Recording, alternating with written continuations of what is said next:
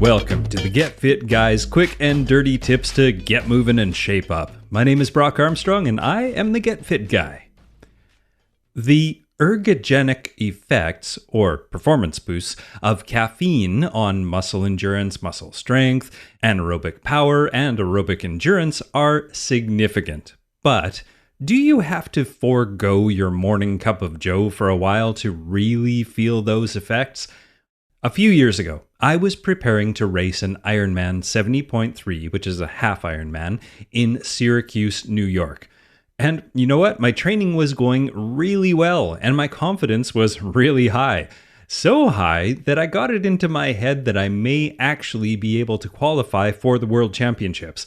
And for somebody like me, qualifying for that meant that I would really have to go the extra mile, the metaphorical mile, that is. So I started looking into some of those more fringe and perhaps less significant advantages that I could incorporate into my training. Things like drinking beet juice and taking ice baths, and for 2 weeks before the race, abstaining from my most beloved of beverage-based drugs, caffeine. I know, right? Now, the point of this coffee abstinence was to allow my body to regain its sensitivity to caffeine. Then, in theory, when I had that big cup of glorious coffee on race morning, well, I would really feel it. Now, in the end, I'm not sure that I actually did feel much more of a caffeine rush than I normally do, but what I did feel was that lack of caffeine in my system for the 2 weeks leading up to the event. And let's just say I was not my usual chipper and positive self. Now, you may be asking yourself, why did I focus on caffeine? Well, caffeine is well known to enhance and prolong exercise performance. Most specifically, doses of 3 to 13 milligrams of caffeine per kilogram of body weight have been shown to improve exercise performance.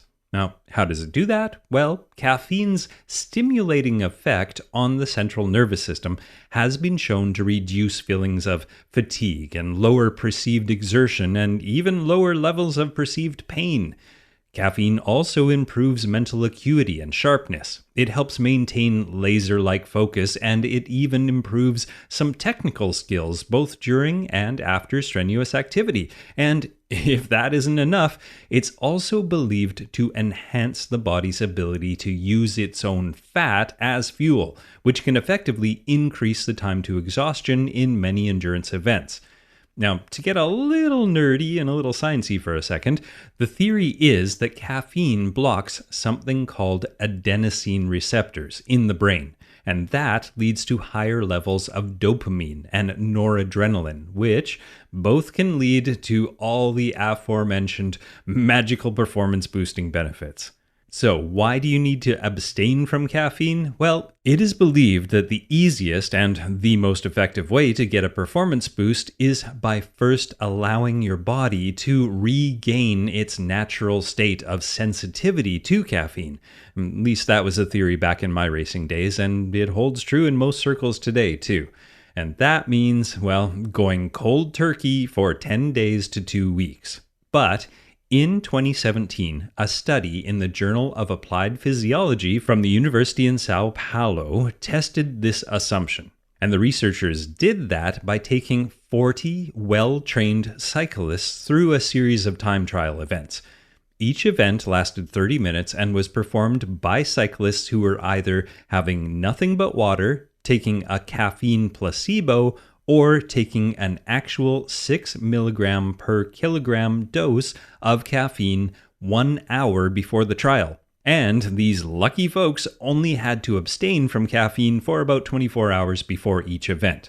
At the beginning of the study, each of the cyclists was asked about their caffeine drinking habits. Then, based on their answers, they were divided into one of 3 caffeinated groups. The low group, which was 2 to 101 milligrams per day, the moderate group, which was 104 to 183 milligrams of caffeine per day, and the high group, which was 190 to 583 milligrams per day.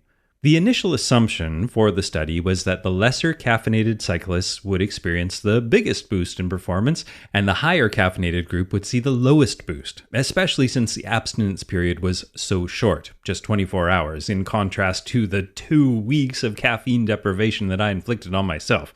Now, not surprisingly, the caffeine did boost everyone's performance and speed by 2.5% on average compared to the placebo group. It also boosted everyone's performance by 3.3% more than the plain water group. Now that is interesting in and of itself, because there was a 1.2% placebo advantage. But okay, placebos aren't what we're talking about today. For that, you can actually go back and check out my article called "Can the Placebo Effect Enhance Athletic Performance?" And spoiler, yes, it can. But what I'm talking about right now is that this study's results showed that there are only minuscule differences between the 3 caffeinated groups. The highly caffeinated fiends got the same amount of boost as the cyclists who barely drank any. That's good news if you're as, dependent on caffeine as I am, but you still want to use it on race day or before a big workout. All right, now let's talk about getting habituated to caffeine.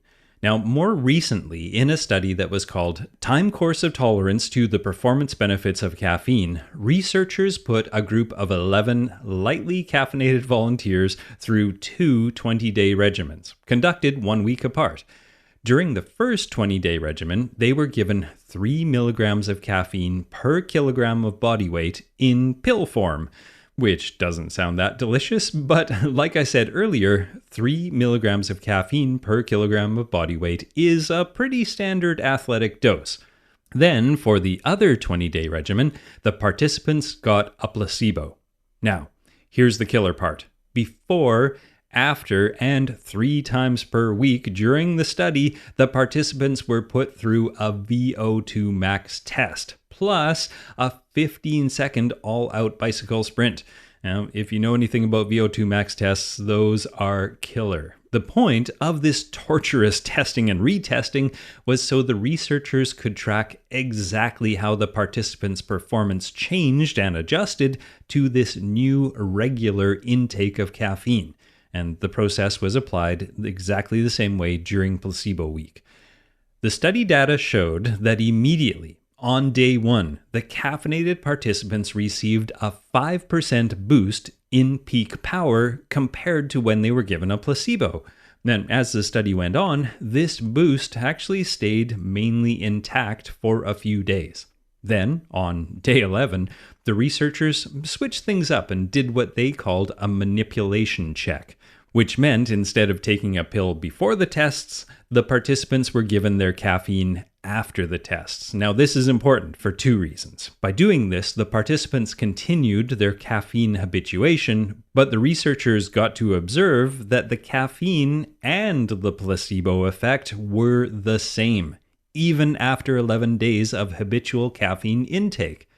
Now, in the paper, the researchers actually wrote, and I quote, "We hypothesize that caffeine ergogenicity would be progressively reduced when this substance is consumed day to day in a moderate dose for 20 consecutive days, but that it would still be ergogenic after a short habituation protocol." And that is exactly what they saw. Now, in plain English, the participants got the biggest boost from the caffeine in the first few days. Then it gradually tapered off. But, and this is an important but, it didn't drop to nothing. Even on day 20, the participants were getting a boost that was similar to the one they got on day 6. So yes, habitual caffeine usage does lower its performance-enhancing effect, but not all that significantly. Sure, if you're attempting to win a race by seconds or tenths of a second, a detox period might be handy. But in my experience, the sorrow of going without my beverage of choice for 2 painful weeks during a time that I was training, recovering, worrying, planning, traveling, and doing all the other stuff that an athlete does before a big race, well, that was much more detrimental to my overall happiness and performance than, well, a small drop in the ergogenic benefit of caffeine.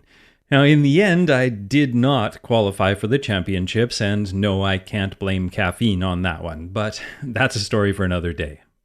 Right now, let's sum things up and talk about how you can use caffeine to your advantage. So, to take full advantage of the ergogenic effects of caffeine, it is best to have that big cup of joe about 60 minutes before the race or the workout or the event. But make sure that you try this out on a low-pressure, non-critical day, especially if you're not used to taking caffeine. You may want to take it earlier if you get too jittery, or you may want to drink it later if you have a quick release bladder. Now, as I said, you should choose a dose based on your body weight. Until you establish your own tolerance level, start low and work up to a higher dose. The dosage ranges are generally 1.4 to 2.7 milligrams per pound of body weight, or, like I said before, 3 to 6 milligrams per kilogram of body weight. In practical terms, this comes out to about 200 to 400 milligrams for most people, although some studies actually say you can go as high as 600 to 900 milligrams. And I suggest that you check out an article by the nutrition diva, Monica Reinagel, for more information about the health benefits of caffeine, and I'll put a link to that in the show notes over at quickanddirtytips.com/getfitguy. Again, keep in mind that caffeine can have some interesting effects on the body, and that means it's best to avoid being surprised by them on race morning or before a big important event, especially when all you have to rely on are those public porta potties, if you know what I mean, and I know that you do. Alright, that's it for this week, but make sure you tune in next week because I'm going to go back to grade school and tell you all the things that I learned on my summer vacation. Now, it's going to be more interesting than it sounds. Now, Get Fit Guy is written, narrated, and produced by me, Brock Armstrong, with editorial support from Karen Hertzberg. Our audience development and marketing coordinator here at Quick and Dirty Tips is Morgan Ratner. Our digital ad operations coordinator is Michelle Margulis. Our digital assistant is Emily Miller, and our vice president is Kathy Doyle. Now, what are you waiting for? Get out there and have a nice cup of coffee.